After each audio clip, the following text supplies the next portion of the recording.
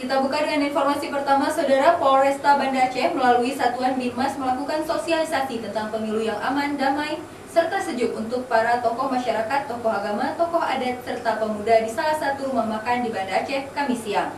Mereka juga diajak untuk melawan berita hoaks yang makin marak terjadi jelang pemilu.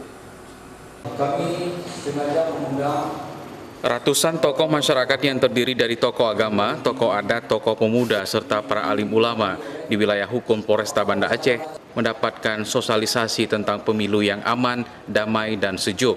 Terutama mengajak para tokoh tersebut untuk bijak dalam mengantisipasi berita bohong atau hoax yang masif terjadi terutama menjelang pemilu.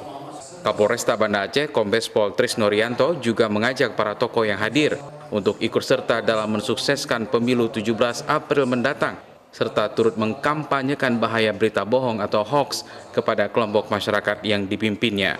Kapolresta juga sudah meminta setiap polsek dan babin Kamtibmas melakukan sosialisasi tentang berita bohong di wilayah tugasnya masing-masing. Nanti sosialisasi melalui para kapolsek dan babin Kamtibmas untuk kepada para masyarakat untuk kita melawan hoax itu.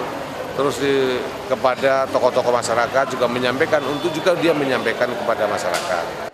Dalam pertemuan pembinaan Kamtibmas dengan masyarakat tersebut, Polresta Banda Aceh berharap para tokoh tersebut mampu menyampaikan pesan-pesan pemerintah dan aparat kepolisian dalam mendukung terselenggaranya pemilu yang aman, damai, dan sejuk.